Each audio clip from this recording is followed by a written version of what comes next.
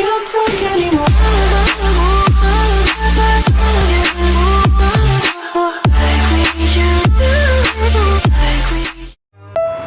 Halo Sobat Sipikus, perkenalkan nama saya Mayanti.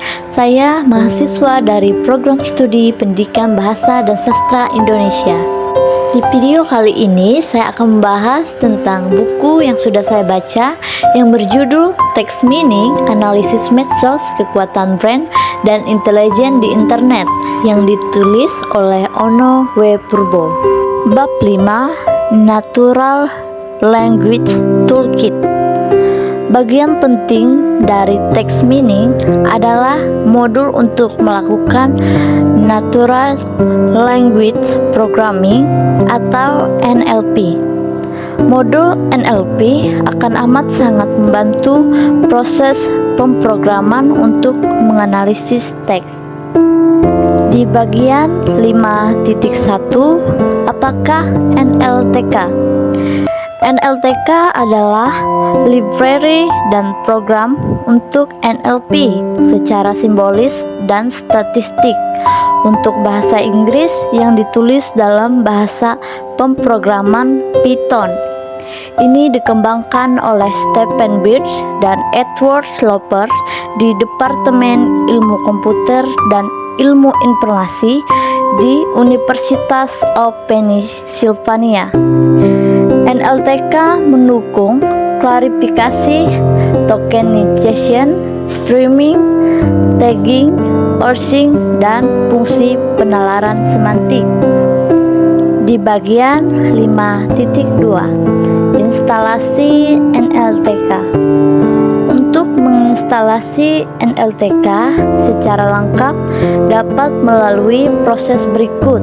Pertama, instalasi NLTK dapat dilihat di bawah ini. Hasil dari pencarian Twitter dengan keyword Ahok tampak kata-kata berikut yang mempunyai frekuensi lebih dari 700. Yang pertama, sidang 1171. Yang kedua, si boneka kayu 729. Yang ketiga, saksi 1483. Yang keempat, PBNU 1013. Yang kelima, Amin 846. Yang keenam, DKI 2568. Yang ketujuh, Kubu 835. Yang kedelapan, Jarot 1589. Yang kesembilan, MUI 703. Yang ke-10, Dukung 851. Yang ke-11, Ahok 22.545. Yang ke-12, Ulama 959. Yang ketiga, Ahok makin curang 826. Di bagian 5.4, stop word. Stop words adalah kata-kata yang tidak terlalu penting untuk digunakan di text meaning, karena stop word ini akan menyebabkan banyak informasi yang tidak perlu. Contoh stop wordnya adalah di, ke, dari, yang, ini, ada, dengan, akan, bias, itu, tidak, mau, dan lain-lain. Secara umum ada dua alternatif untuk mencari stop word, yaitu pertama, mencari dari kata-kata yang muncul. Kedua, mencari dari kata-kata yang paling jarang muncul. Untuk mencari kata-kata yang sering muncul dengan menggunakan script sendiri untuk mencari stop word, logika yang digunakan adalah pertama, baca script file. Kedua, hitung frekuensi kemunculan setiap kata yang ada di script tersebut. Ketiga, print 400 kata yang paling banyak muncul. Keempat, filter dengan daftar stop words bahasa Inggris dan bahasa Indonesia yang sudah ada supaya lebih mudah hidup kata. Pilih secara manual dari kata-kata tersebut. Kata-kata yang tidak berarti seperti di, ke, dari, dan lain-lain, dan jadikan sebagai stop word. Contoh skripnya adalah sebagai berikut. Untuk mencari dari kata-kata yang jarang muncul, juga dapat membuat skrip sederhana yang mirip dengan di atas dengan logika sebagai berikut. Pertama, baca skrip file. Kedua, hitung frekuensi kemunculan setiap kata yang ada di teks tersebut. Ketiga, print kata yang kemunculannya sangat rendah, misalnya kurang dari 3 kali di dalam skrip. Keempat, filter dengan daftar stop words bahasa Inggris dan bahasa Indonesia yang sudah ada supaya lebih mudah hidup kita.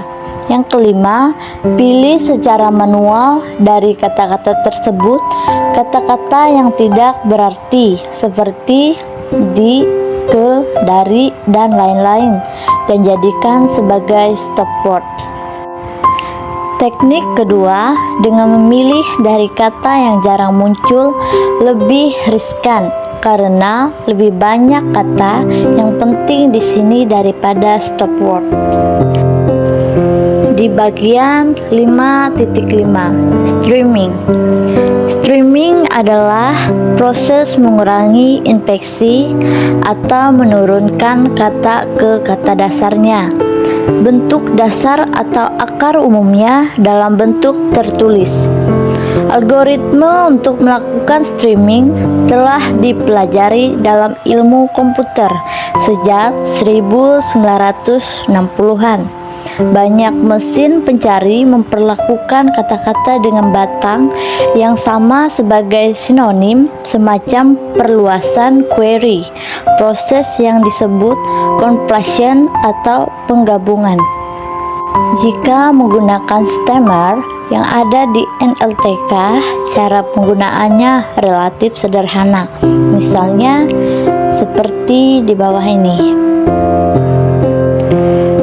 Tentunya stemmer ini hanya berlaku untuk bahasa Inggris.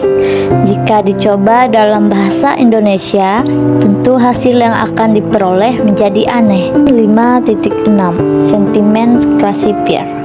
Sentiment Classifier menggunakan word sense disambiguation dari WordNet and word occurrence statistics dari MUPIS Review Corpus NLTK. Untuk filter sentiment analysis, maka bigrams digunakan sebagai feature pada NAPI, bias, dan maximum entropy classifier dari Twitter data. Ini akan mengklarifikasikan menjadi label positif atau negatif. Di bagian 5.6.1 kebutuhan tol. Untuk versi 0,5, semua kebutuhan ini akan diinstalasi secara otomatis. Jika ada masalah, kita dapat menginstalasi secara manual. Misalnya Python 2.6+ atau Python 3.4+.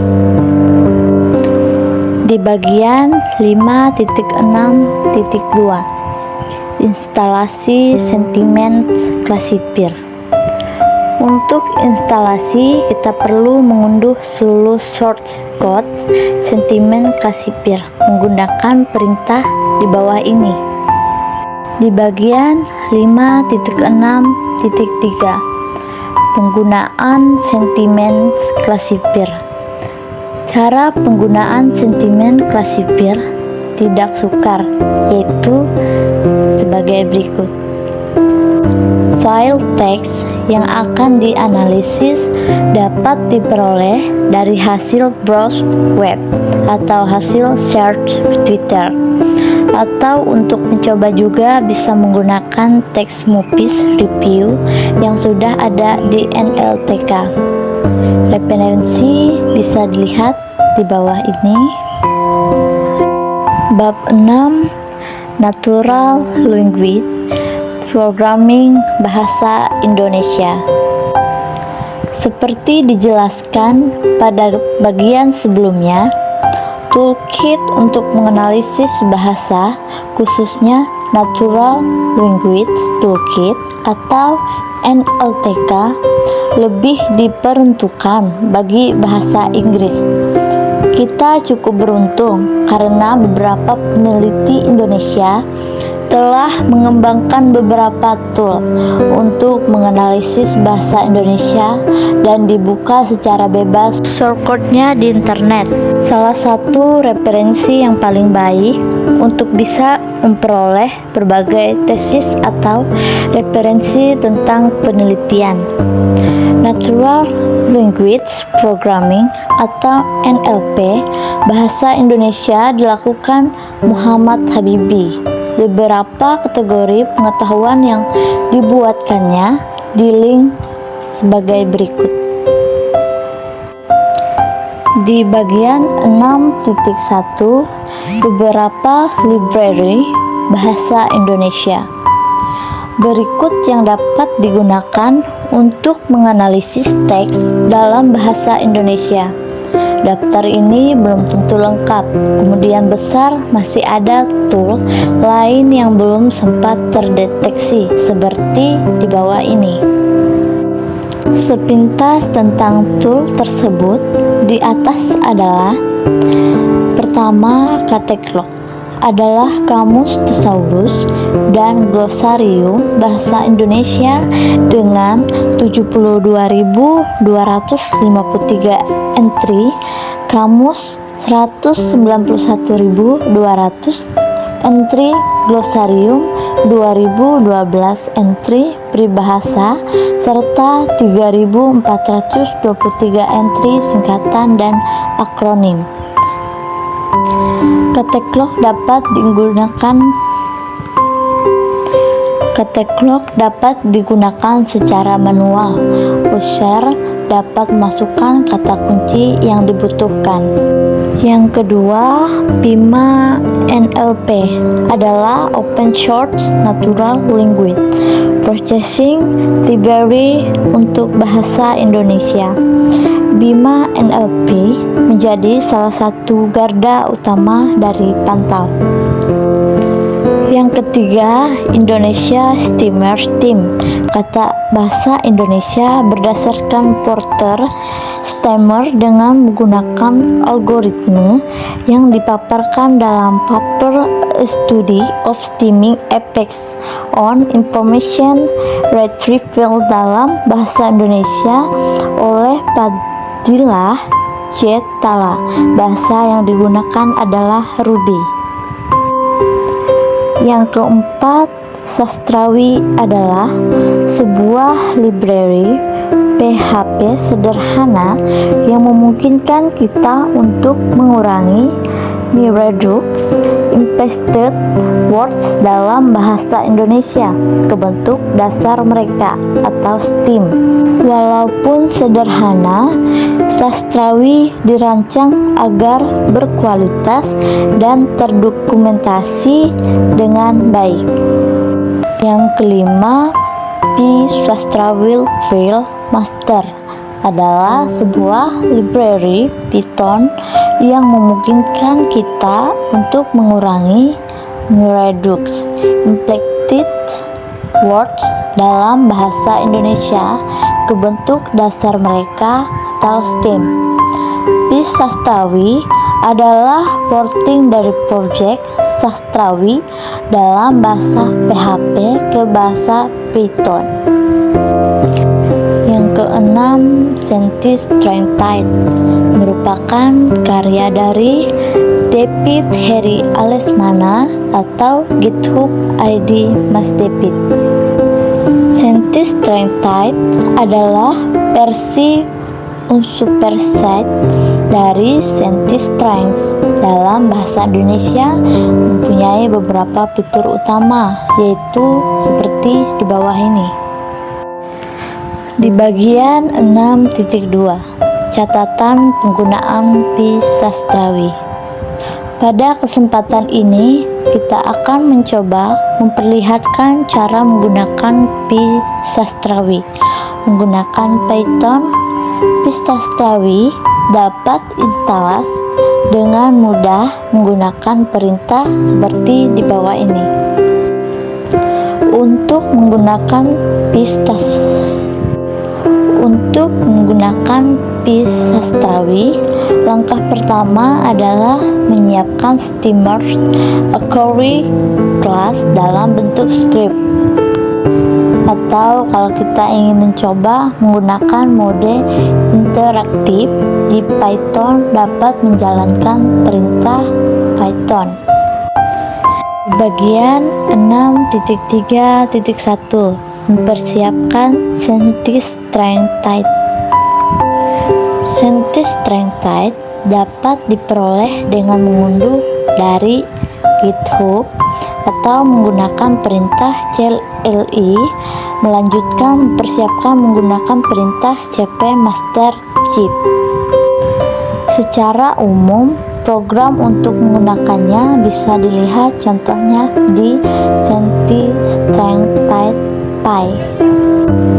Sangat disarankan untuk melihat-lihat berbagai file teks ini untuk bisa merasakan cara kerja scientist-strength-type tersebut. Kita dapat mengedit file tersebut dengan text editor untuk menambahkan kata-kata sentimen yang belum ada.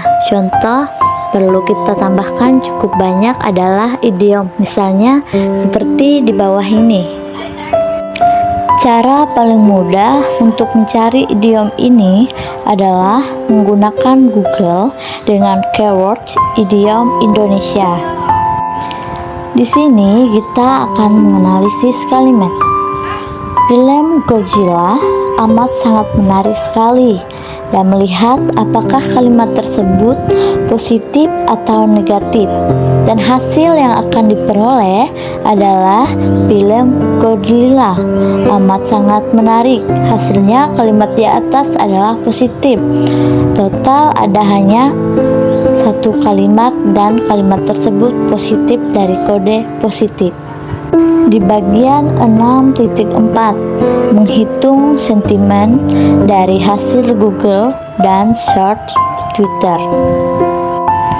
Pada tahapan ini kita sudah mempunyai cukup amunis untuk melakukan analisis sentimen dari hasil search Google maupun Twitter. Kita dapat memperoleh data yang dibahas di bagian pengambilan data, yaitu seperti di bawah ini. Pada dasarnya kita akan memperoleh dua jenis data, yaitu yang pertama data berita dari URL yang diperoleh dari Google, yang kedua data tweet hasil search Twitter. Berikut ini adalah hasil perhitungan sentimen positif dan negatif dari hasil search Google dan Twitter dari kata kunci Agus Silvi, Ahok, Anies, Habibie, Jokowi, Megawati, dan Yudhoyono. Angka yang ditampilkan menunjukkan jumlah kalimat. Analisis Twitter agak lebih sulit karena banyak tweet menggunakan selang singkatan dan juga banyak sekali bot atau program robot yang me-retweet pernyataan yang ada di Twitter. Biasanya bot akan cenderung mendukung si pembuat atau pembayar bot dan menjatuhkan lawan si pembuat atau pembayar bot. Hasil di bawah ini tidak dilakukan penyisiran terhadap bot yang dibayar.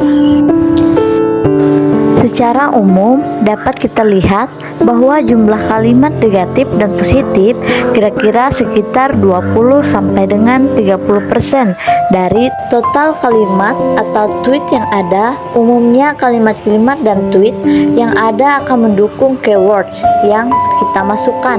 Akan lebih menarik lagi apabila kita dapat menganalisis apa-apa saja isu yang membuat seseorang menjadi positif atau negatif. Hal ini dapat dilakukan dengan menggunakan stemming dan graphs dari berbagai kata-kata yang ada. Bab 7. Analisis pertemanan Twitter dengan Twinkle. Hal yang akan menarik untuk dilihat adalah pola pertemanan di media sosial. Sebagai contoh, pertanyaan yang menggelitik adalah: pertama, siapa saja yang diikuti oleh Pak Ahok atau Pak Anies?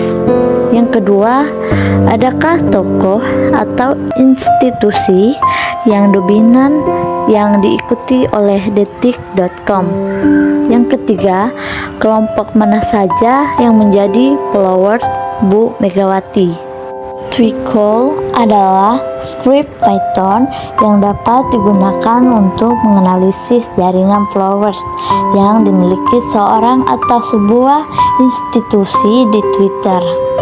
Twitter Command Line Tool yang ditulis dalam bahasa Python. Twinkle bekerja berdasarkan perintah subcommand yang diberikan. Bagian 7.3 Instalasi Twinkle.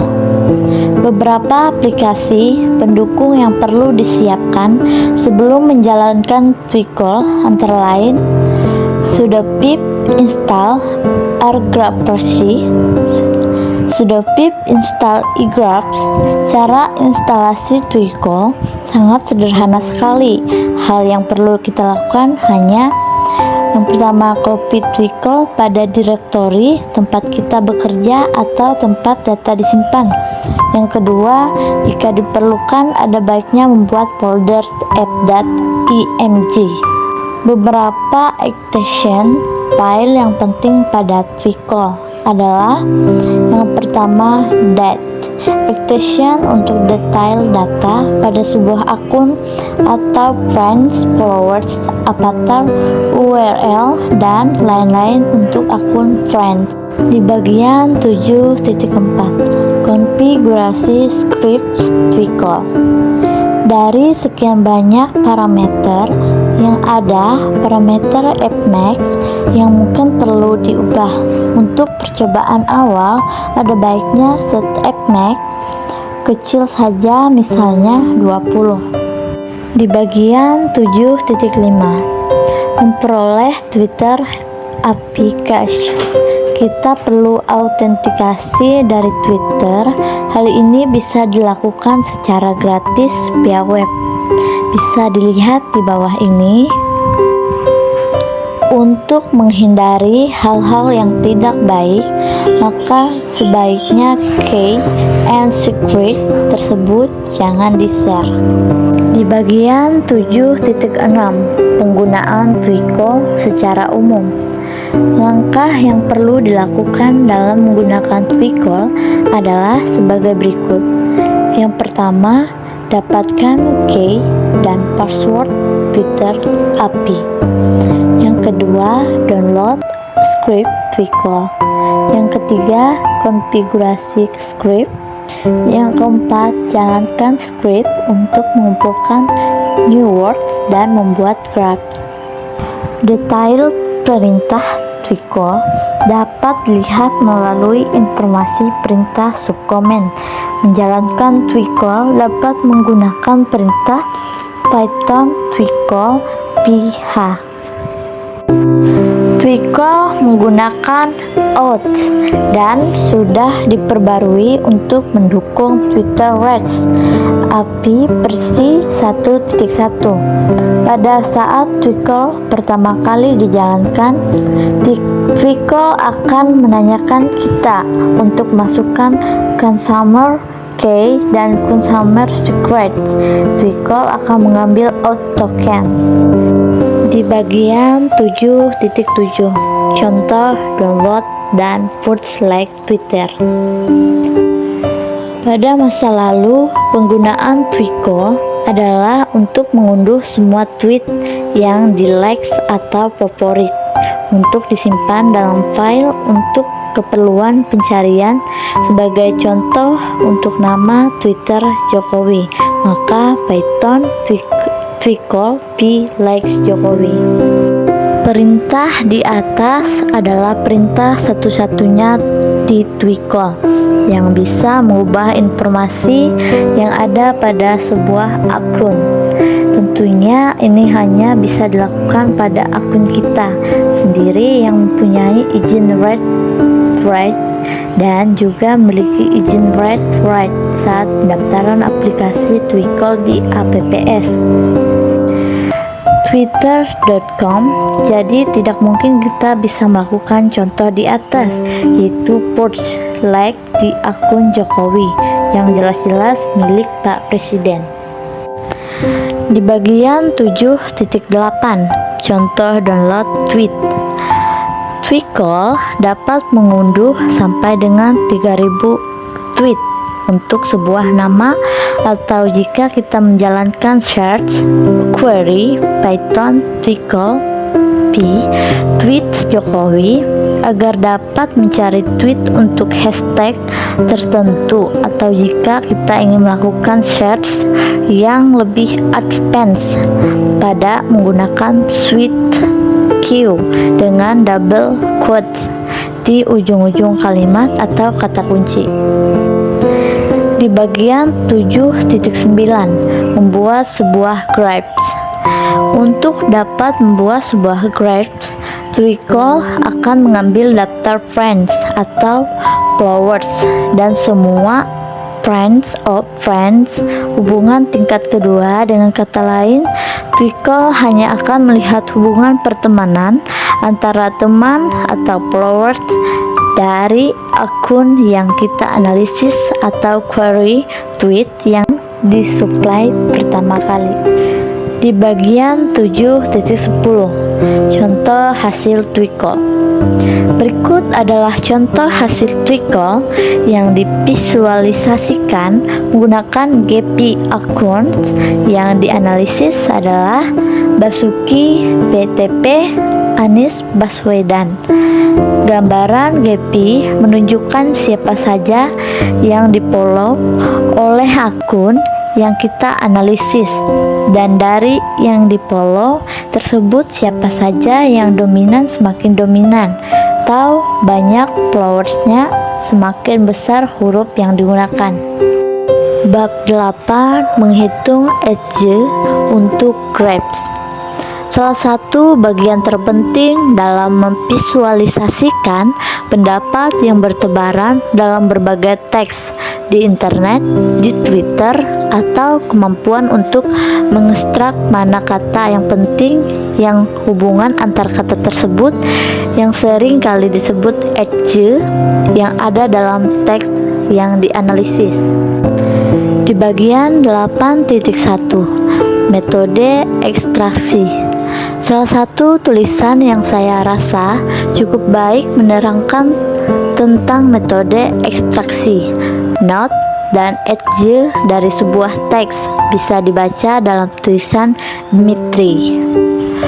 Langkah yang diusulkan yakni sebagai berikut. Pertama, buang semua kata yang sering digunakan atau stop words yang biasa digunakan untuk menghubungkan kata tetapi tidak berhubungan dengan konten yang sebenarnya. Yang kedua, stem sisa kata yang ada di teks dan mentransformasikan yang bentuk dasarnya. Dalam bahasa Inggris, kita mengenal dua algoritma steamer, yaitu Cropped steamer, juga dikenal sebagai steamer atau Cropped 1993, dan Porter steamer Porter 1980. Yang ketiga, normalisasi lebih lanjut teks yang ada, mentransformasikan semua huruf besar ke huruf kecil, membuang spasi yang tidak diperlukan, membuang simbol dan tanda baca atau dash dot, koma, titik, koma, tanda tanya, tanda seru, dan lain-lain, dan angka kecuali kalau angka ini penting dan memengaruhi arti dan konteks. Yang keempat, mengonversikan teks ke data graphs yang dapat kemudian digunakan untuk divisualisasikan oleh aplikasi atau tool lain seperti GP. Salah satu format yang banyak digunakan adalah graphs yang merupakan .xml untuk grabs data. Di bagian 8.2 format grabml. File grabml format menggunakan ekstensi grabml dan dia adalah struktur XML. grabml mendukung atribut untuk node dan edge, hierarchical grab, dan memperoleh keuntungan dari arsitektur yang fleksibel. Di bagian 8.2.1 struktur file grabml. Kolom atribut seperti title didefinisikan dalam key element dan akhirnya new word didefinisikan dalam grab markup. Di bagian 8.2.2 definisi atribut. Setiap judul atribut didefinisikan dalam key element dengan identifier nama, titel, edge, atau notes, dan tipe dari data. Tipe data yang didukung adalah seperti di bawah ini. Di bagian 8.2.4 contoh grabml sederhana. Berikut ini adalah contoh grabml seperti yang dapat dibaca oleh GP. Ini penting untuk dimengerti agar kita dapat membuat coding sendiri untuk menampilkan hasil perhitungan dalam Portrait grabml. Bagian 8.3 format KDF. KDF adalah format file yang digunakan oleh Goose. KDF menggunakan atribut untuk node and edge. Sebuah file KDF akan terbagi jadi dua bagian, satu untuk node dan satu lagi untuk edge. Setiap elemen atau bisa node atau edge harus berada pada satu kalimat dan nilainya dipisahkan oleh koma. Bagian 8.3.1 contoh GDF sederhana. GDF di bawah ini adalah minimum yang dibutuhkan oleh file importer. Di GP column label hanya pilihan atau opsional, bisa dilihat di bawah ini. Di bagian 8.3.2 GDF sederhana dengan edge-wax. Edge-wax pada dasarnya ketebalan garis edge dan didefinisikan sebagai berikut. Di bagian 8.4 contoh Python untuk ekstraksi edge dan membuat grabml. Pada bagian ini akan diterangkan contoh program Python untuk bisa melakukan ekstraksi node dan edge dari sebuah file teks yang dimasukkan untuk kemudian secara otomatis membuat grabml. Script ini pada dasarnya akan menjadikan semua non-stop word yang sudah di-stem untuk menjadi node dan menghitung words parts sebagai edge. Edge adalah jika ada sebuah words dengan 4 word yang lain, hasil yang diperoleh biasanya masih cukup besar dari sisi jumlah nodes maupun edge. Kita masih perlu memprosesnya untuk memfokuskan pada node atau edge yang penting dan dominan. Di bagian 8.5 contoh analisis. Untuk menganalisis Twitter dari @onowepurbo, cara yang dilakukan cukup sederhana saja. Yang pertama, search Twitter dengan keywords onowepurbo menggunakan script untuk search Twitter. Yang kedua, hasilnya dimasukkan ke sebuah file teks. Yang ketiga, file teks tersebut dibaca menggunakan script di atas. Yang keempat, hasilnya disimpan dalam file grabml. Biasanya yang akan susah untuk dianalisis adalah karakter yang tidak terlalu fokus dan banyak isu yang berbahas. Ini menyebabkan penyebaran ide atau isu yang terlalu lebar sehingga sulit untuk divisualisasikan. Bab 9, GEPI Visualisasi Grab. Analisis new word dan visualisasi tampaknya menjadi tool yang sangat menarik yang bisa memberikan seorang peneliti untuk bisa melihat data dari sudut yang lain. Pasalnya, GEPI merupakan tool analysis new word yang sangat powerful, sehingga akan sangat menarik untuk melihat cara menggunakannya. Sangat disarankan untuk mengeksplorasi berbagai fasilitas yang ada di GEPI untuk bisa memvisualisasi berbagai hal yang rumit. Di bagian 9.1, instalasi GEPI. Pertama-tama, pastikan Java sudah diinstalasi dengan baik. Cek apakah Persijaya sesuai dengan keinginan kita, Java version. Di bagian 9.2, langkah visualisasi sederhana. Langkah paling sederhana untuk bisa memvisualisasikan sebuah file graph.ml yang tidak terlalu banyak node dan xj-nya. Jumlah node dan xj masih dalam order ratusan atau lebih baik lagi puluhan. Dapat menggunakan langkah sederhana berikut. Di bagian 9.3, langkah visualisasi agak kompleks. Untuk file PDF atau graph.ml yang lebih rumit dengan jumlah node dan xj dalam order ribuan, kita perlu menambahkan langkah pada proses visualisasi, terutama agar bisa membuang nodes yang tidak penting sehingga lebih mudah untuk bisa divisualisasikan. Di bagian 9.4, beberapa cuplikan hasil text meaning. Berikut ini mari kita lihat beberapa cuplikan hasil text meaning yang divisualisasikan menggunakan GEPI. Menarik untuk melihat yang di-follow oleh Jokowi selain pejabat tinggi seperti yang pertama Pak JK, yang kedua Pramono Anung, dan lain-lain.